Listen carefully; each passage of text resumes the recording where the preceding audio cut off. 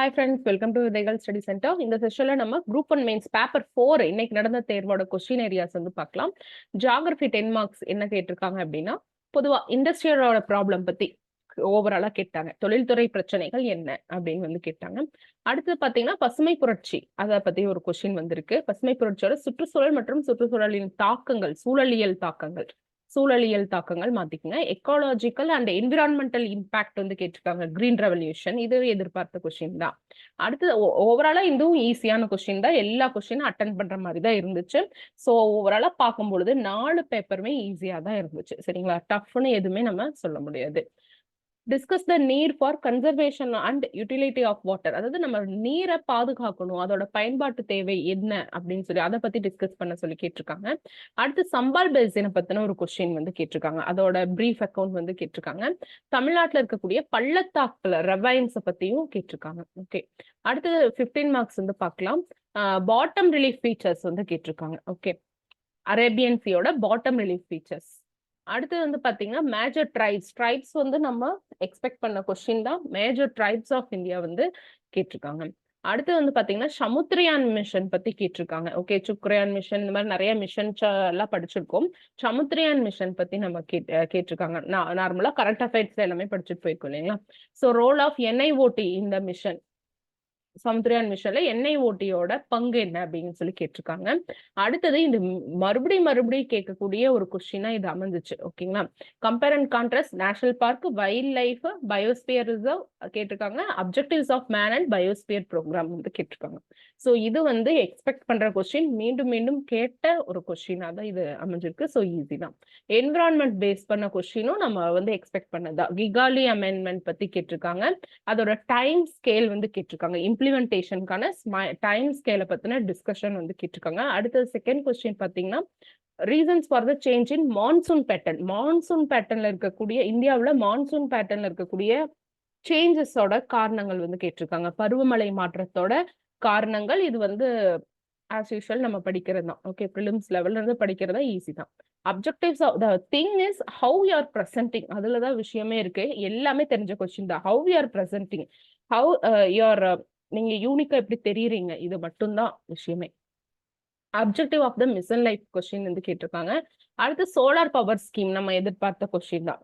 சூரிய சக்தி திட்டம், நான் ரெனியூவபிள் சோர்சஸ் வந்து ஒரு கொஸ்டின் நம்ம எதிர்பார்த்ததா. ஸோ சோலார் பவர் ஸ்கீம் வந்து கேட்டிருக்காங்க. ஓகே, அடுத்த என்விரான்மெண்ட்ல 15 மார்க் என்ன கேட்டிருக்காங்கன்னு சொல்லி பார்க்கலாம்.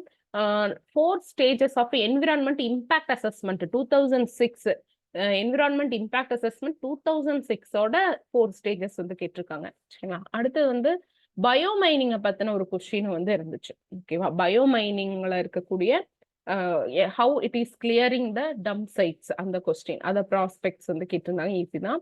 அடுத்து வந்து இந்த கொஸ்டின் மீண்டும் மீண்டும் ரிப்பீட் ஆகக்கூடிய question, national park, wild life sanctuary, அதுக்கப்புறம் list down national park and wild life sanctuaries of India. So இந்த கொஸ்டினே தான் நமக்கு ஆல்ரெடி நம்ம பார்த்தோம் இல்லைங்களா? அதே சேம் கொஸ்டின் தான் வந்து கேட்டிருக்காங்க. எப்படி வந்து 73rd அமெண்ட்மெண்ட் லாஸ்ட் பேப்பர் 2லயும் 3லயும் கேட்டாங்களோ, இந்த சேம் திங் மாதிரி பேப்பர் 4லயே ரிப்பீட் ஆயிருக்கு. ஸோ இந்த விஷயம் எப்படி பார்க்கறது இல்லை, கொஞ்சம் ஸ்லைட் மாடுலேஷன் தான். பட் இதுக்கு நம்ம ரொம்ப இம்பார்ட்டன்ட் கொடுத்து படிச்சிருப்போம். நீங்க ப்ரெசன்டேஷன் பண்றதை வச்சு உங்களுக்கு நமக்கு மார்க் நிறைய வரும். அடுத்து பாத்தீங்கன்னா structural components function of ecosystem பத்தி, சூழலியலோட கட்டமைப்பு கூறுகள் மற்றும் செயல்பாடுகள், சூழலியல் சேஞ்ச் பண்ணிக்கோங்க. அடுத்து வந்து எக்கனாமில பார்க்கலாம். எக்கனாமிக்ஸும் ஈஸியா தான் இருந்ததுன்னு சொல்றாங்க. மாடரேட் டு ஈஸி அப்படின்னு வந்து சொல்றாங்க.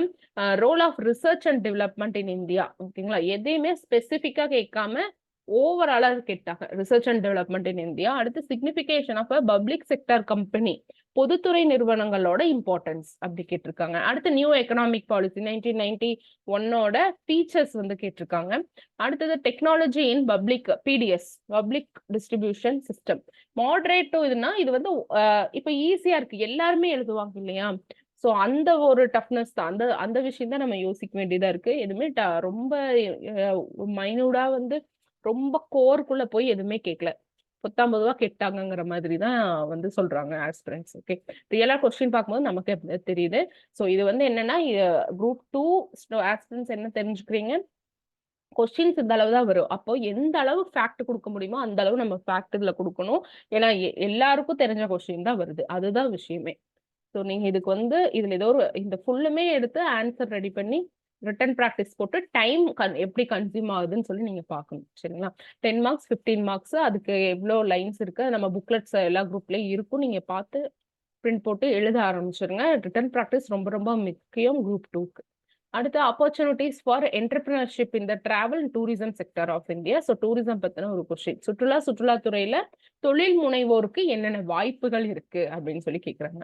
அடுத்து 15 மார்க் கொஸ்டின் பார்க்கலாம். என்பிஎஃப்சி அதை பத்தி கேட்டிருக்காங்க. Role of NBFC in economic development of India கேட்டிருக்காங்க. அடுத்து டாக்ஸ் ரெவன்யூஸ் வந்து கேட்டிருக்காங்க. Tax revenues of union government evaluate அப்படின்னு சொல்லி கேட்டிருக்காங்க. மதிப்பீடு செய்யணும்னு கேட்டிருக்காங்க. அடுத்து பாத்தீங்கன்னா குளோபல் பினான்சியல் கிரைசிஸும் impact in economical indicators of India. இந்தியாவோட பொருளாதார குறிகாட்டிகளில் தாக்கம், உலகளாவிய நிதி நெருக்கடி பத்தி ஒரு கொஸ்டின் வந்திருக்கு. அடுத்தது எவல்யூஷன் ஆஃப் பவர் செக்டர் மின்சாரத்துறையோட பரிணாம வளர்ச்சி பத்தி கேட்டிருக்காங்க. Since independence. ஸோ ஒன்னா மின்சாரம் தட்டுப்பாடு பத்தி கேட்கறாங்க, இல்லைன்னா இந்த மாதிரி இது வந்து கொஞ்சம் நியூ எக்ஸ்பெக்ட்ஸ்னே சொல்லலாம். பரிணாம வளர்ச்சி வந்து கேட்டிருக்காங்க. இது கொஞ்சம் எதிர்பார்க்காத ஒரு விஷயமா இருந்துச்சு. ஆனா ஈஸி படிச்சிருக்கிறோம் தான். ஓகேங்களா? What are similarities and differences of old pension ஸ்கீமுக்கும் யூனிஃபைடு இப்ப இருக்க பென்ஷன் ஸ்கீம்ஸுக்கும் என்ன டிஃபரன்ஸ் என்ன சிமிலாரிட்டி எழுதிட்டு ஒரு கன்க்ளூஷன் அழகா நம்ம கொடுக்கலாம். இது வந்து ஈஸி தான். ஓகேங்களா? ஸோ ஓவராலா நமக்கு எல்லா பேப்பரும் ஈஸியா அமைஞ்சிருக்கு. குரூப் 1 கிளியர் பண்ணவங்க குரூப் 1 மெயின்ஸ் எழுதுறவங்க அப்படியே நமக்கு குரூப் 2க்கு வரக்கு வாய்ப்பு இருக்கு. ஸோ அவங்களோட நம்ம காம்பீட் பண்ணணும் அப்படின்னா மத்தவங்க ஃப்ரெஷர்ஸ் எல்லாமே டெய்லியுமே ரிட்டன் ப்ராக்டிஸ் வந்து நம்ம பண்ணணும். சரிங்களா? ஓகே. Thank you friends.